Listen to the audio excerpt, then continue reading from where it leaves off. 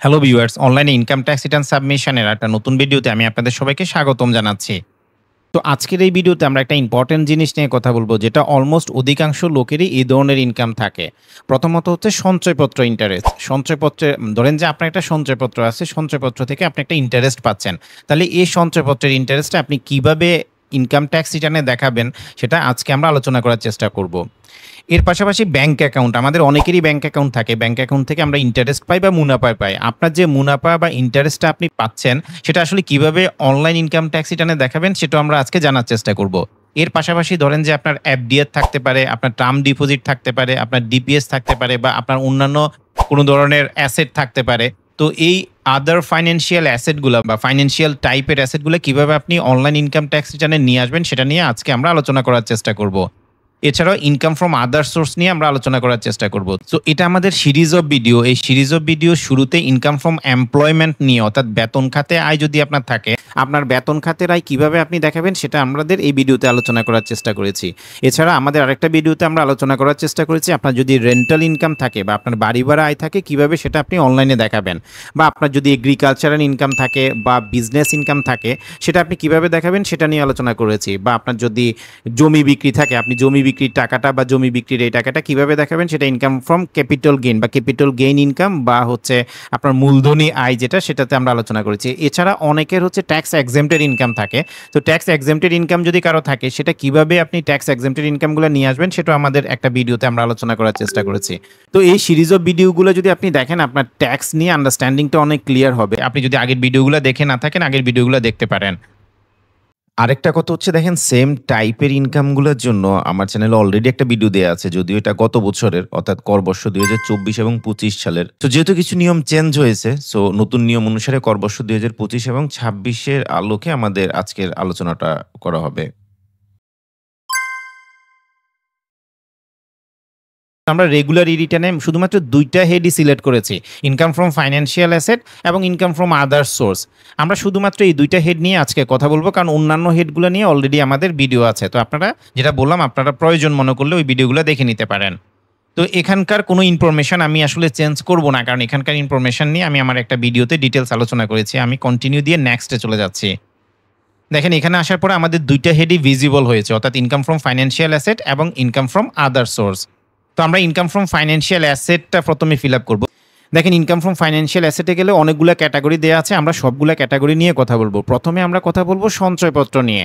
দেখেন, সঞ্চয়পত্রের জন্য 2টা ক্যাটাগরি দেওয়া আছে। একটা হচ্ছে আদার দেন পেনশনার্স, মানে পেনশনারদের বাইরে। আরেকটা হচ্ছে পেনশনার সঞ্চয়পত্র। যারা পেনশনে আছেন তারা পেনশনার সঞ্চয়পত্র কিনতে পারেন। আর আমরা যারা মাস পিপল আছি, আমাদের জন্য হচ্ছে আদার দেন পেনশনার সঞ্চয়পত্রটা অ্যাপ্লিকেবল। তো আমরা ধরেন যে আদার দেন পেনশনার সঞ্চয়পত্রটা সিলেক্ট করলাম। তো দেখেন, সঞ্চয়পত্রের এখানে আমাদেরকে কয়েকটা ডাটা দেওয়া লাগে, registration number, issue date, value, মানে আমি এই যে সঞ্চয়পত্রটা কিনেছি সেটা রেজিস্ট্রেশন নাম্বারটা কত, সেটা কবে ইস্যু করেছে, ভ্যালু কত টাকা এই বছর আপনি ইন্টারেস্ট পেয়েছেন, এবং আপনার থেকে ট্যাক্স ডিডাকশন কত টাকা কেটে রেখেছে, কত টাকা ট্যাক্স ডিডাকশন করেছে।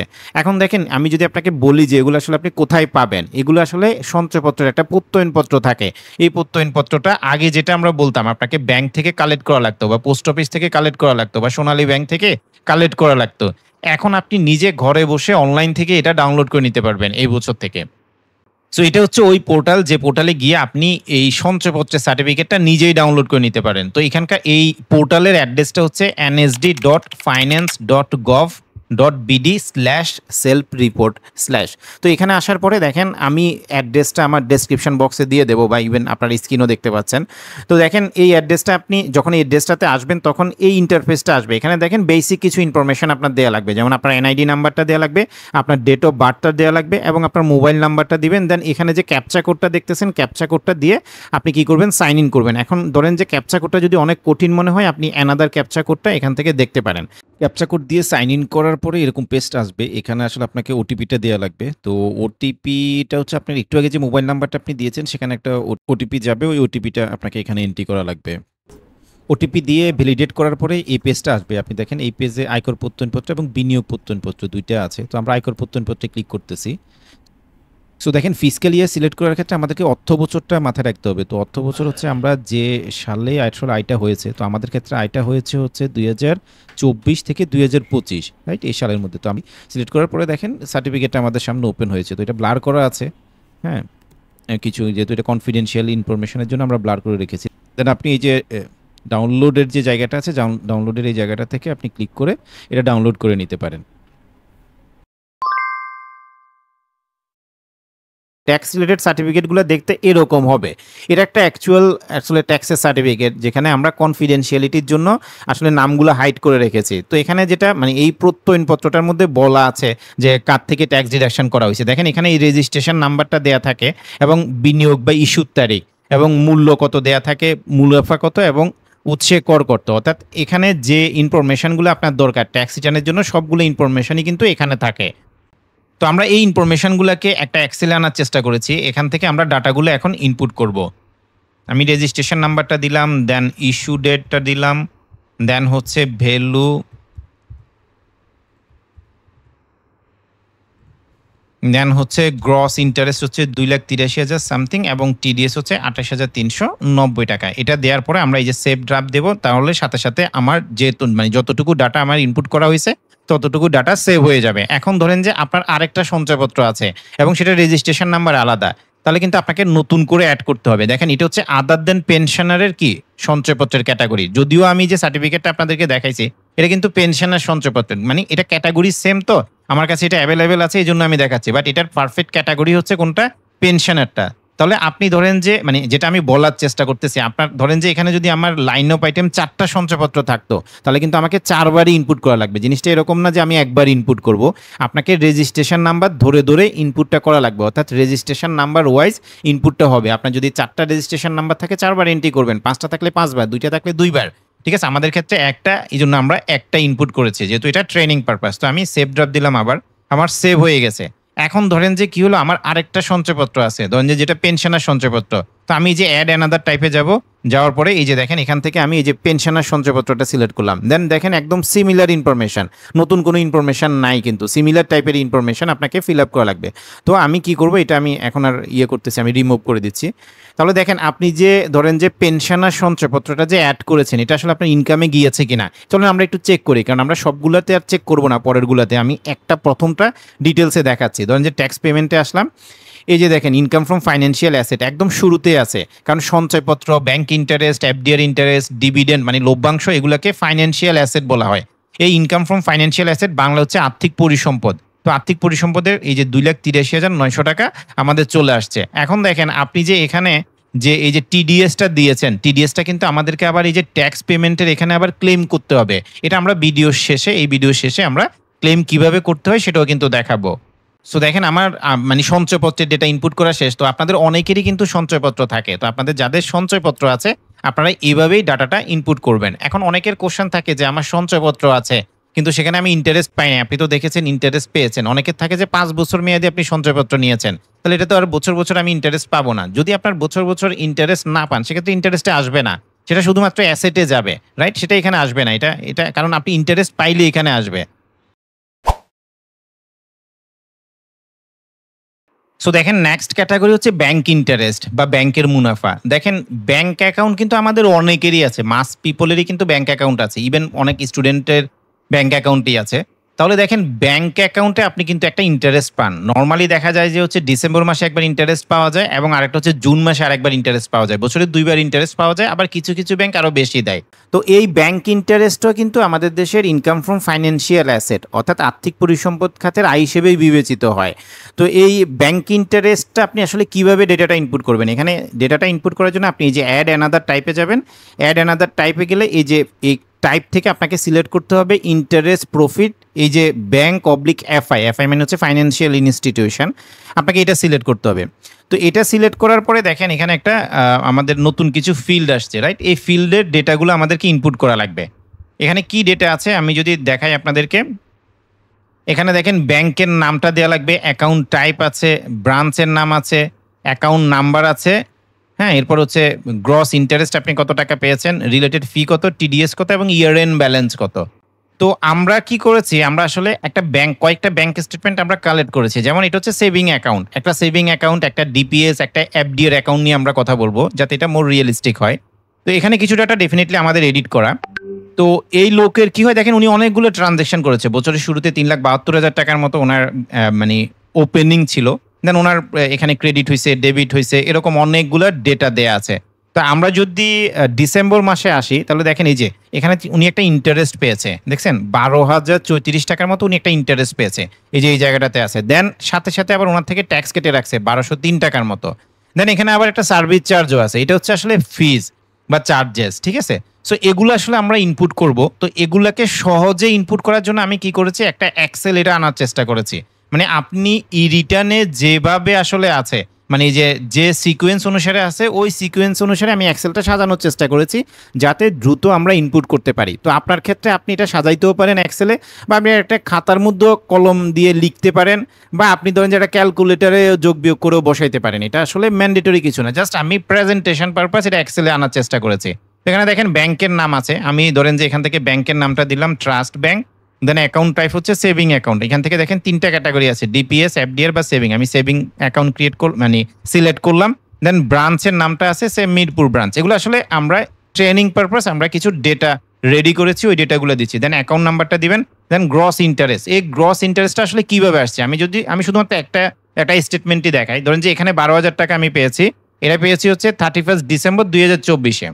দেন জুন মাসে যদি আপনি যান, দেখেন জুন মাসে আমার আবার ইন্টারেস্ট পাইছে 16,060 টাকার মতো। এই দুইটা যদি আমরা যোগ করি, হ্যাঁ এই দুইটা যোগ করে এখানে আসছে, যে দেখেন আপনি যদি দেখেন এখানে যোগ করে 28,094 টাকা আসছে, এই দুইটা যোগ করেই, ঠিক আছে। সো আমরা এই যোগফলটা নিয়ে আসছি, অর্থাৎ কত টাকা, 28,094 টাকা। এরপরে দেখেন রিলেটেড ফিজ এবং চার্জ। তো রিলেটেড ফিজ এবং চার্জেসে কি কি আসবে, সো দেখেন আপনার ব্যাংক স্টেটমেন্টে যত ধরনের চার্জ আছে, যেমন এই যে দেখেন এক্সারসাইজ ডিউটি আছে, হ্যাঁ এক্সারসাইজ ডিউটি আপনি আনতে পারেন, বা এসএমএস সেন্ডিং চার্জ আছে, বা চেকবুক চার্জেস আছে। অনেকের এই কোশ্চেনটা করেছেন যে আসলে আমি চার্জেস হিসেবে কি নিয়ে আসব। তো চার্জেস হিসেবে আপনার যতগুলো চার্জেস আসে এখানে, ওই চার্জেসগুলো আপনি নিয়ে আসতে পারেন। তো আমাদের ক্ষেত্রে যেটা আমরা দেখেছি, আমরা অ্যানালাইসিস করে অলমোস্ট 4,260 টাকার মতো, মানে সারা বছর ব্যাপী, সারা বছর বলতে 1 জুলাই 2024 থেকে 30 জুন 2025 পর্যন্ত এই সময়কালে ওনার 4,260 টাকার মতো ওনার থেকে চার্জেস কেটে রাখা হয়েছে, যেটা অ্যাজ পার ব্যাংক স্টেটমেন্ট। দেখেন আমাদের ব্যাংক স্টেটমেন্টটা কিন্তু 1 বছরের। আমরা এখানে যে ব্যাংক স্টেটমেন্টটা দেখাচ্ছি আপনাকে, এটা কিন্তু 1 জুলাই থেকে, মানে 1 জুলাই 24 থেকে 30 জুন 25 পর্যন্ত। কারণ আমাদের ইনকাম ট্যাক্স রিটার্নটা ফাইন্যান্সিয়াল ইয়ার ধরে আমাদেরকে সাবমিশন করতে হয়। তো ডেটাটা আমরা নিয়ে আসছি। দেন ট্যাক্স, আপনারা যেটা দেখেছেন যে 12,000 টাকার মতো আমরা যে ইন্টারেস্টটা যখন পেয়েছি, হ্যাঁ ক্রেডিট হয়েছে ইন্টারেস্টটা, সেখানে আপনারা দেখার কথা এখানে কি ছিল, এখানে কিন্তু একটা ইন্টারেস্ট ছিল, রাইট? ইন্টারেস্টের একটা পোর্শন কিন্তু ছিল। আমরা যদি দেখাই, এই যে এই জায়গাটাতে দেখেন এই যে 1203 টাকার মতো ইন্টারেস্ট ছিল, 1203 টাকা। দেন এখানে মানে 30 জুনে 1606 টাকার মতো ছিল। তো দুইটা যোগ করে যেটা হয়, দুইটা যোগ করে 2,809 টাকার মতো হয়। তো এই 2,809 টাকা আমরা এখানে কি করলাম, এই যে টিডিএস এর ঘরটাতে দিলাম, হ্যাঁ tax deduction at source. Then year end balance, এই ব্যাংকে মানে কত টাকা আমার ইয়ার এন্ড ব্যালেন্স আছে, এটা 6,06,300 টাকার মতো আমার ব্যালেন্স আছে। আমি যদি ব্যাংক স্টেটমেন্ট থেকে দেখাই, এই যে 6,06,300 টাকা, অর্থাৎ ডেটাটা আমি এক্সেল থেকে ফিল আপ করতেছি কেন, আমি এক্সেলটা তৈরি করে রেখেছি। এর জন্য দেখেন আমার ব্যাংক স্টেটমেন্টের ডিটেলস আমি দিয়েছি, এটা সেভিং অ্যাকাউন্ট। আপনার যতগুলো ব্যাংক স্টেটমেন্ট আছে বা যতগুলো অ্যাকাউন্ট আছে, সেটা হতে পারে এফডিআর, হতে পারে সেভিং, হতে পারে ডিপিএস, হতে পারে ধরেন যে বিভিন্ন টাইপের আপনার যত ধরনের ব্যাংক অ্যাকাউন্ট আছে, সবগুলো ব্যাংক অ্যাকাউন্টই আপনাকে এখানে এন্ট্রি করা লাগবে। তো আমি এটা অ্যাড করার পরে যে সেভ ড্রাফট দিলাম, আপনার এটা সেভ হয়ে গেছে, ঠিক আছে।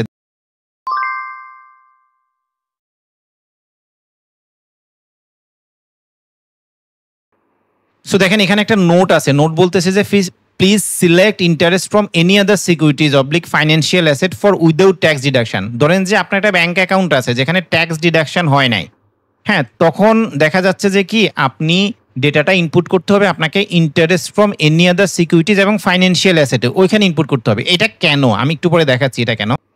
আমাদের আরেকটা সেভিং অ্যাকাউন্ট আছে, সেভিং অ্যাকাউন্ট হচ্ছে উনি একটু আগে যে সঞ্চয়পত্রটা দেখলেন না, ওনার এই সঞ্চয়পত্রের টাকাগুলো হচ্ছে ওনার এই যে আপনার ব্রাক ব্যাংকে ঢুকে। তাহলে এই জন্য ব্রাক ব্যাংকের একটা স্টেটমেন্ট আছে যেখানে ওপেনিং হচ্ছে 1,40,000 টাকার মতো, এবং এখানেও কিছু ইন্টারেস্ট উনি পেয়েছে, হ্যাঁ এখানে কিছু ইন্টারেস্ট উনি পেয়েছে। যেমন এই যে 31 ডিসেম্বরে উনি 18,000 টাকার মতো ইন্টারেস্ট পেয়েছে, যেখান থেকে ট্যাক্স ডিডাকশন হয়েছে 1,843 টাকার মতো। এবং আমরা দেখেছি জুনে 30 জুনে গিয়েও 22,000 টাকার মতো একটা ইন্টারেস্ট পেয়েছে। তো এগুলো আমরা এক্সেলে আনার চেষ্টা করেছি। দেখেন এক্সেলে এই যে ব্রাক ব্যাংকের এখানে টোটাল 40,000 টাকার মতো ওনার ইন্টারেস্ট আছে, ফি আছে 2,020 টাকার মতো, মানে আগেরটার মতো। এটা নিয়ে আর আমি ডিটেলস কথা বলতেছি না, আমি শুধুমাত্র ইনপুট করব। মানে অনেকে যদি দুইটা দুইটা ব্যাংক অ্যাকাউন্ট থাকে, আসলে আপনি কিভাবে ইনপুট করবেন সেটা এখন দেখাচ্ছি। আপনি এখান থেকে আমাকে ব্র্যাক ব্যাংক সিলেক্ট করতে হবে।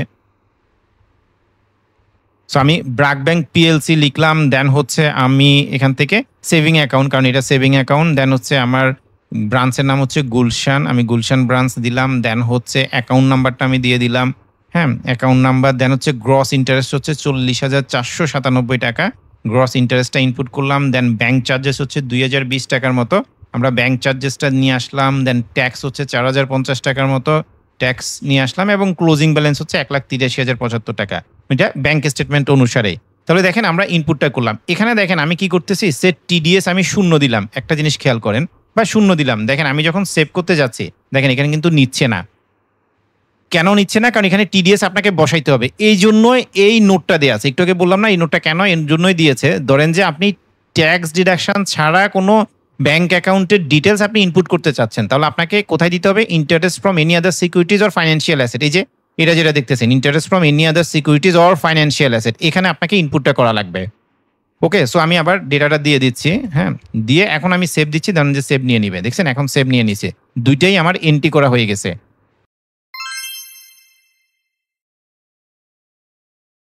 এরপরে দেখেন আমাদের একটা ডিপিএস আছে। হ্যাঁ, অনেকেরই ডিপিএস থাকে, তো এইখানে এটা হচ্ছে এবি ব্যাংকের একটা ডিপিএস, এটা বছরের শুরুতে 2,64,000 টাকার মতো কি আছে, জমা আছে, এবং প্রতি মাসে 10,000 টাকা করে ওনার কি হয়, উনি ইনস্টলমেন্ট পে করে।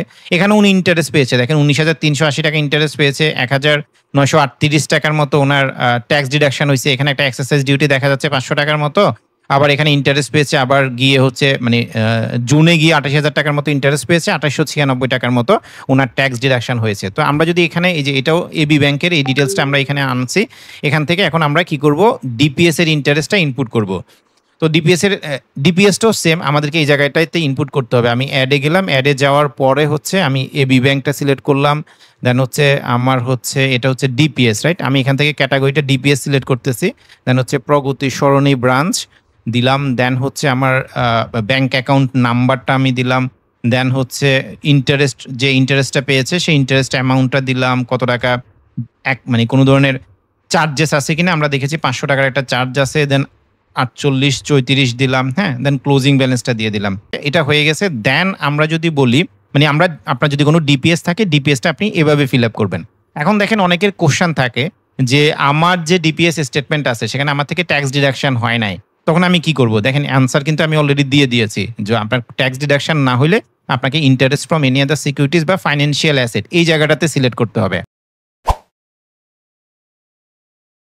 সো আমাদের নেক্সট ক্যাটাগরিটা হচ্ছে এফডিআর, ওনার একটা এফডিআর আছে। আমরা একটা এফডিআর এর স্টেটমেন্ট সাজানোর চেষ্টা করেছি যেটা আপনাদের জন্য কাজে আসবে, মানে এফডিআর যদি কারো থাকে সেক্ষেত্রে আপনি এফডিআর এর ডাটাটা এইভাবে ইনপুট করতে পারেন। আমরা এফডিআর এর ডাটা তো এখানে নিয়ে আসছি একদম সিমিলার ভাবে, এখানে নতুন কিছুই না, কারণ এফডিআর এরও কিন্তু কি থাকে, একটা স্টেটমেন্ট থাকে। তো আমরা ডাটাটা ইনপুট করব, আমরা আবার অ্যাডে যাব, অ্যাডে যাওয়ার পরে এখান থেকে আমাকে সিলেক্ট করে আমি ব্যাংকের নামটা দিলাম ট্রাস্ট ব্যাংক, দেন এখান থেকে আমাকে এই যে এফডিআর বা টার্ম ডিপোজিট এটা সিলেক্ট করতে হবে। সিলেক্ট করার পরে আমাকে কি দিতে হবে, আমাকে হচ্ছে ব্রাঞ্চ নেমটা দিতে হবে, সে আমি দিলাম হচ্ছে এটা গুলশান ব্রাঞ্চ, দেন হচ্ছে আমাকে অ্যাকাউন্ট নাম্বারটা দেওয়া লাগবে, অ্যাকাউন্ট নাম্বারটা আমরা দিলাম, দেন হচ্ছে গ্রস ইন্টারেস্ট কত টাকা, গ্রস ইন্টারেস্টটা দিলাম, দেন হচ্ছে 3,000 টাকা আমরা দেখেছি ফিস বা চার্জেস ছিল, দেন হচ্ছে ট্যাক্স 19,684 টাকার মতো ট্যাক্স ডিডাকশন হয়েছে, আর 54 লাখ টাকা ক্লোজিং ব্যালেন্স আছে। কারণ আপনার কোশ্চেন থাকতে পারে যে স্যার এগুলো কোথায় পাইছেন। হ্যাঁ, তো এগুলো দেখেন এগুলো এই জায়গাটাতে আছে, এই যে এখানে দেখেন এই যে আমার ইন্টারেস্ট দেয়া আছে, এখানে সোর্স ট্যাক্স দেয়া আছে, হ্যাঁ এখানে এক্সারসাইজ ডিউটিগুলো দেয়া আছে। আমরা এখান থেকে ডাটাটা এক্সেলে নিয়েছি, আপনি ডাইরেক্ট চাইলে এখান থেকে ফিল আপ করতে পারেন। সো আমাদের ডাটা এন্ট্রি করা হয়ে গেছে, আমরা সেভ ড্রাফটে গেলাম। হ্যাঁ, তাহলে আমরা কি এন্ট্রি করেছি দেখেন, 4টা ব্যাংক অ্যাকাউন্ট, দেন একটা হচ্ছে সঞ্চয়পত্র আমরা এন্ট্রি করেছি। এখন আমরা যদি অ্যাড অ্যানাদার টাইপে যাই, মানে আর কি ধরনের ইনকাম আসলে ফাইন্যান্সিয়াল অ্যাসেটে আছে, দেখেন ট্রেজারি বন্ড, অনেকের কিন্তু ট্রেজারি বন্ড থাকে। হ্যাঁ, আপনি ট্রেজারি বন্ড কিনতে পারেন, বা আপনি এই যে গভর্নমেন্ট সিকিউরিটিজ কিনতে পারেন, রাইট। তো আপনি যদি এই ধরনের সিকিউরিটিজ কিনে থাকেন, অনেকে বলে যে এই ধরনের সিকিউরিটিজ আসলে আমাকে মানে কোথায় দেখাবো, এটা আপনাকে ইনকাম ফ্রম ফাইন্যান্সিয়াল অ্যাসেটে আনতে হবে। তো ট্রেজারি বন্ডের এখানেও সেম ইনফরমেশনই দেওয়া লাগে, ব্যাংক অ্যাকাউন্ট, আপনি কোন ব্যাংক অ্যাকাউন্টের থ্রুতে আসলে ইন্টারেস্টটা পেয়েছেন। আমি এখানে সোনালী ব্যাংক দিলাম, দেন হচ্ছে ব্রাঞ্চ নেম, আপনি কোন ব্রাঞ্চের থ্রুতে আসলে এটা পেয়েছেন। সো আমরা ধরেন যে একটা ব্রাঞ্চের নাম দিলাম আমাদের লার্নিং এর জন্য, দেন অ্যাকাউন্ট বা ইনস্ট্রুমেন্ট নাম্বার, আপনাকে এই যে ট্রেজারি বন্ডের বা হচ্ছে গভর্নমেন্ট সিকিউরিটিজ ইনস্ট্রুমেন্ট নাম্বারটা আপনার দেয়া লাগবে। এবং আপনি যদি ধরেন যে আপনি সিকিউরিটিজ কিনেন, সেখানে একটা ইনস্ট্রুমেন্ট নাম্বার কিন্তু হয় বা ট্রেজারি বিলের নাম্বার হয়। আপনি যদি বন্ড কিনেন, বন্ড দেখা যাচ্ছে কি আপনি যে বন্ডটা কিনতেছেন সেখানে একটা নাম্বার থাকে, ওই নাম্বারটা আপনাকে এখানে দেয়া লাগবে। দেন গ্রস ইন্টারেস্ট কত টাকা গ্রস ইন্টারেস্ট পেয়েছেন, ফিস বা চার্জেস কত, টিডিএস কত, এবং ইয়ার এন্ড ব্যালেন্স কত। দেখেন সিমিলার টাইপের ইনফরমেশন আপনাকে অ্যাড করা লাগবে। আপনার যদি একের অধিক বন্ড থাকে বা একের অধিক সিকিউরিটিজ থাকে বা ট্রেজারি বিল থাকে, আপনি এই জায়গাটাতে এসে সেটা অ্যাড করতে পারেন। সো এরপরের ক্যাটাগরি হচ্ছে ডিভিডেন্ড।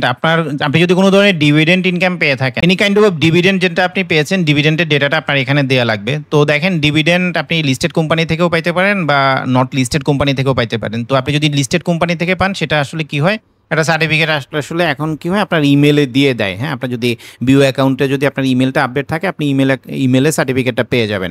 তো এটা একটা সার্টিফিকেট যেটা আসলে ব্রাক ব্যাংকের একটা সার্টিফিকেট। তো আমি কিছু ইনফরমেশন আসলে এখানে হাইড করা, আমাদের যেটা পার্টিকুলার্স দরকার আমরা নিয়ে এসেছি। যেমন এখানে দেখেন 29 জুনে এই পেমেন্টটা করেছে 117 অনুসারে, এবং এখানে 72 টাকার মতো মানে ডিভিডেন্ড দেওয়া হয়েছে, যেখান থেকে ট্যাক্স ডিডাকশন হয়েছে 7 টাকা 25 পয়সার মতো। এবং এটা আমরা দিব, ধরেন যে নেম আমি দিলাম BRAC bank PLC, gross dividend amount হচ্ছে 72 টাকা 50 পয়সা। হ্যাঁ, এখানে আসলে সারা বছর ব্যাপী আপনি যা পান, অর্থাৎ কোম্পানি ওয়াইজ আপনাকে দেয়া লাগবে, রিলেটেড কোনো এক্সপেন্সেস নাই, এবং টিডিএস হচ্ছে আপনার 7 টাকা 25 পয়সার মতো। এটা আমি দিলাম কারণ আসলে 10% ট্যাক্স ডিডাকশন হয়। তো আমি এখন এটা যদি সেভ দিই, দেখেন এটা সেভ হয়ে গেছে। এটার উপর যে টিডিএসটা সেটাও আমরা ক্লেম করবো একটু পরে, আমরা আসলে আগে ইনকামটা শেষ করি। ওকে, সো পরের ক্যাটাগরিটা যদি আমি আলোচনা করি, পরের ক্যাটাগরিটা হচ্ছে interest from any other securities or financial asset, মানে যেখানে ট্যাক্স ডিডাকশন হয় নাই। এখানে আসলে আপনাকে পার্টিকুলার্সটা দিতে বলতেছে, আসলে কি ধরনের ইনকাম আপনার হয়েছে এবং কে পেমেন্ট করেছে। সেকেন্ড হচ্ছে পেমেন্ট অথরিটি, কে আপনাকে পেমেন্টটা করেছে তার, এবং ডেটটা, গ্রস অ্যামাউন্ট আপনি কত টাকা হচ্ছে গ্রস অ্যামাউন্ট পেয়েছেন। ধরেন যে আমি 12,000 টাকা পেয়েছি, হ্যাঁ, দেন হচ্ছে আমার এক্সপেন্সেস হয়েছে 1,000 টাকা সে, এবং ইন্টারেস্ট মানে টিডিএস নাই, শূন্য। দেখেন এখানে কিন্তু আমি সেভ করতে পারবো। হ্যাঁ, যদিও এখানে বলতেছে যে ওই যে পার্টিকুলার্স গুলো দিতে হবে, যদি আমি পার্টিকুলার্স গুলো দিই নাই, আমি পার্টিকুলার্স গুলো দিয়ে দিচ্ছি। সো দেখেন পার্টিকুলার্স পেমেন্ট অথরিটি ডেট আমি দিলাম। এখন আমি যখন সেভ ড্রাফট দিচ্ছি, দেখেন এখন সেভ নিয়ে নিচ্ছে, অর্থাৎ টিডিএস এর এখানে কোনো ইমপ্লিকেশনস নাই। যেমন আমরা যেটা দেখেছি ব্যাংকের ক্ষেত্রে কিন্তু টিডিএসটা ম্যান্ডেটরি ছিল, বাট এখানে টিডিএসটা ম্যান্ডেটরি নাই। এই জন্য আমরা নোটটা দেখে এসেছি, যদি টিডিএস ডিডাকশন না হয় আপনি এখানে ইনপুট করতে পারেন।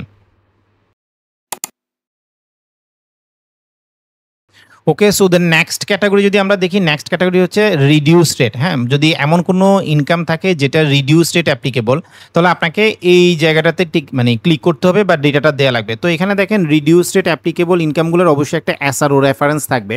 তো আপনি যদি সাবজেক্ট ম্যাটার এক্সপার্ট হন, মানে এমন কোনো এসআরওর ভিত্তিতে আপনাকে রিডিউস রেটটা নেওয়া লাগতেছে, এই জায়গাটাতে এসআরওর নাম, এসআরওর ইয়ারটা দেওয়া লাগবে, হ্যাঁ, এবং ট্যাক্স এক্সেম্পটেড ইনকাম কত এবং ট্যাক্স কত আপনাকে নিজেই ডিটারমাইন করে ফেলতে হবে বা ডিটারমাইন করে দিতে হবে।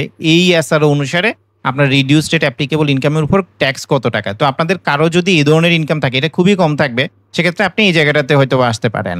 তো দেখেন এখন আমাদের যে জিনিসগুলো দরকার না, আমরা এগুলা ক্রস দিয়ে দিচ্ছি। হ্যাঁ, আমি এই ডিভিডেন্ড পর্যন্ত রাখতেছি। তাহলে এটা হচ্ছে আমাদের ফাইনাল। আমরা কি ডেটা ইনপুট করলাম, আমি যদি বলি আমি পেনশনার মানে আদার দেন পেনশনার সঞ্চয়পত্র এখানে একটা সার্টিফিকেট ইনক্লুড করেছি, দেন হচ্ছে ব্যাংকের এখানে 4টা ব্যাংক অ্যাকাউন্ট ইনক্লুড করেছি, আর একটা ডিভিডেন্ড ইনকাম ইনক্লুড করেছি। হ্যাঁ, তো এখন চলেন আমরা নেক্সট স্টেজে যাই। সো অ্যাসেট লাইবিলিটিতে আসার পরে দেখেন ইম্পোর্ট অ্যান্ড অটোফিল, এই জায়গাটাতে যদি আপনি ক্লিক করেন, তাহলে আপনি যদি গত বছর অনলাইনে ইনকাম ট্যাক্স রিটার্ন সাবমিশন করে থাকেন, তাহলে অ্যাসেটগুলো আপনার ক্যারি ফরওয়ার্ড হয়ে যাবে, মানে গত বছরের ক্লোজিংগুলোই এবছর আবার দেখাবে। হ্যাঁ, যদি আপনি অনলাইনে দিয়ে থাকেন। যদি আপনি অনলাইনে নিয়ে না দিয়ে থাকেন, মানে আগের বছর পর্যন্ত আপনি অফলাইনে দিয়েছেন, হার্ড কপি দিয়েছেন, এই বছর অনলাইনে আসছেন, তাহলে এই যে এখানে ক্লিক করলে আসলে এটা আসবে না, যেহেতু আগের বছর আসলে এই ব্যক্তিরও আসলে কোনো ধরনের ছিল না, অনলাইনে ডাটা দেওয়া ছিল না, সেক্ষেত্রে আসবে না। তো আপনাদের যদি অনলাইনে থাকে আপনি এখানে ক্লিক করতে পারেন। তো যাই হোক, আমরা আমাদের আলোচনার সাবজেক্টটা হচ্ছে আমরা যে ডেটাগুলো ইনপুট করেছি সেগুলো আমরা এখানে আনার চেষ্টা করবো, রাইট? তো প্রথমে হচ্ছে সঞ্চয়পত্র। সঞ্চয়পত্রটা হচ্ছে কি বলেছি, ইনকাম ফ্রম ফাইন্যান্সিয়াল অ্যাসেটের মধ্যে যায়। তো এই ফাইন্যান্সিয়াল অ্যাসেটের মধ্যেই সঞ্চয়পত্রটা থাকবে। আমি ফাইন্যান্সিয়াল অ্যাসেট ক্লিক করার পরে দেখেন অনেকগুলা নতুন ফিল্ড ওপেন হয়েছে। এখান থেকে আমাকে এই যে এখানে দেখেন সিকিউরিটিজ আছে, বন্ড আছে, ডিবেঞ্চার আছে, সঞ্চয়পত্র আছে, এফডিআর আছে, ডিপিএস, আরো অনেক কিছু আছে। তো আমার জন্য যেটা অ্যাপ্লিকেবল ওই ডাটাটা বা ওই জায়গাটাতে আমাকে ক্লিক করতে হবে। তো আমি যেহেতু সঞ্চয়পত্রের ডাটাটা ইনপুট করবো, আমি সঞ্চয়পত্রে ক্লিক করার পরে দেখেন সঞ্চয়পত্রের ফিল্ডগুলো আসছে।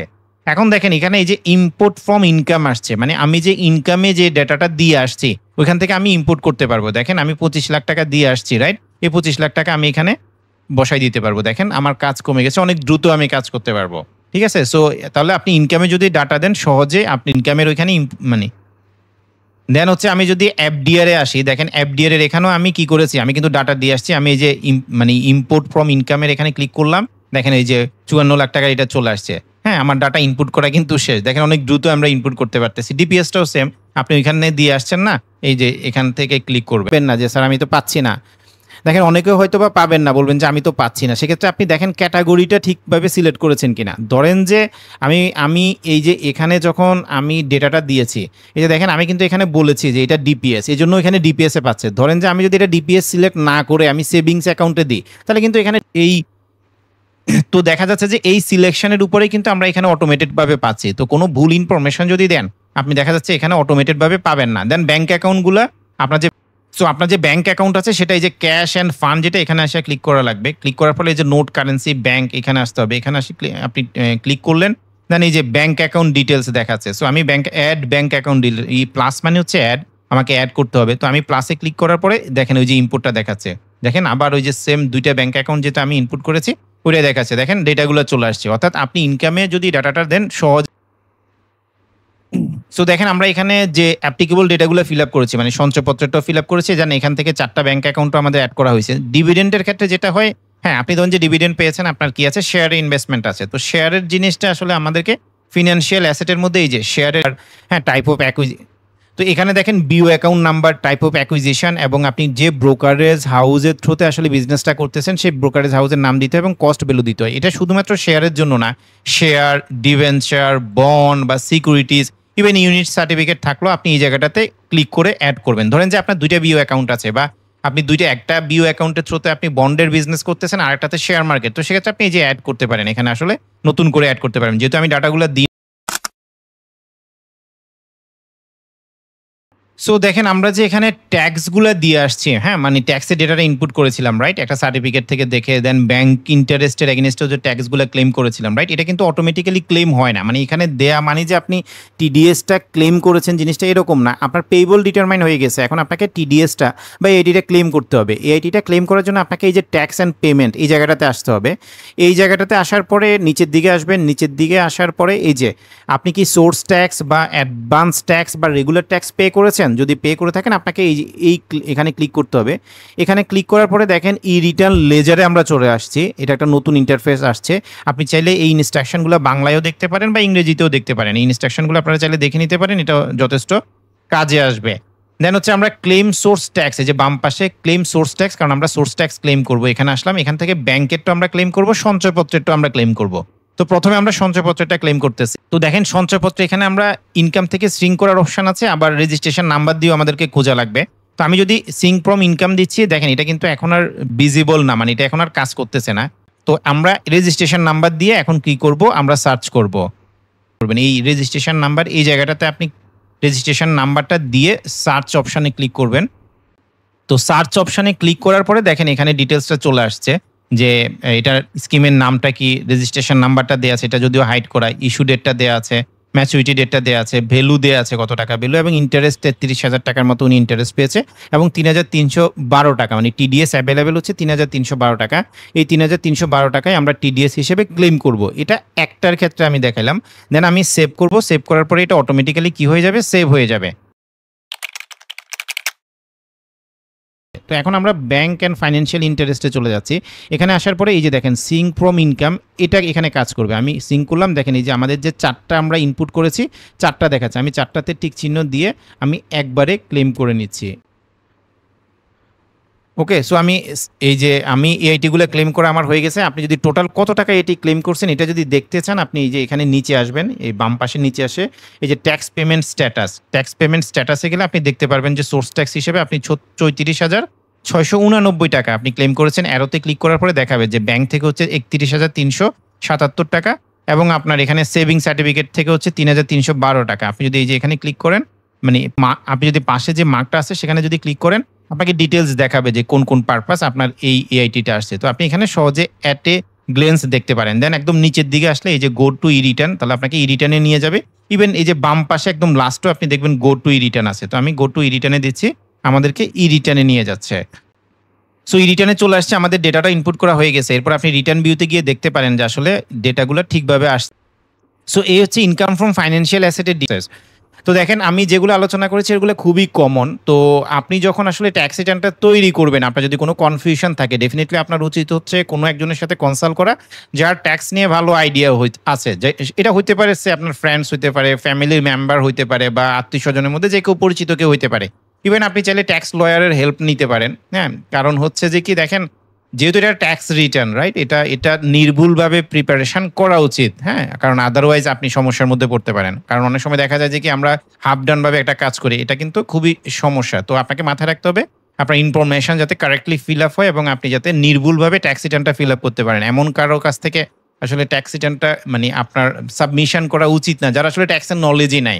এটা আসলে তাহলে দেখা যাচ্ছে এটা আসলে, কারণ দেখে দেখে আসলে কিছু ডেটা এন্ট্রি দেওয়া যায়। কারণ ধরেন যে আমরা অনেক কিছুই আলোচনা করতেছি, এটা যে আসলে সবার জন্য অ্যাপ্লিকেবল হয় তা না, আবার কিছু মানুষের জন্য ব্যতিক্রম হতে পারে। হ্যাঁ, কিছু ফাইন টিউনিং করার দরকার হয়, রাইট। তো এটা একদম যে হুবহুব এইভাবেই সবার ক্ষেত্রে অ্যাপ্লিকেবল হবে জিনিসটা কিন্তু এরকম না। তো আপনি যখন আপনার ট্যাক্স রিটার্নটা দিবেন বা আপনার ট্যাক্স রিটার্ন আপনি যাকে দিয়েই করাচ্ছেন, মেক শিওর এটা যাতে কমপ্লিট ওয়েতে সাবমিশন হয় without any kind of mistake. আশা করি আপনাদের এই ছিল আমাদের আলোচনা। আশা করি আপনাদের আলোচনাটা ভালো লেগেছে। আপনাদের যদি কোনো কোশ্চেন থাকে আপনি বা চাইলে আপনি এই ফেসবুক গ্রুপেও জয়েন করতে পারেন। ফেসবুক গ্রুপের লিঙ্ক আমি ডেসক্রিপশন বক্সে দিয়ে দেবো, গ্রুপে জয়েন করে আপনি কোশ্চেন করতে পারেন। ধন্যবাদ আপনাদের সবাইকে, ভালো থাকবেন।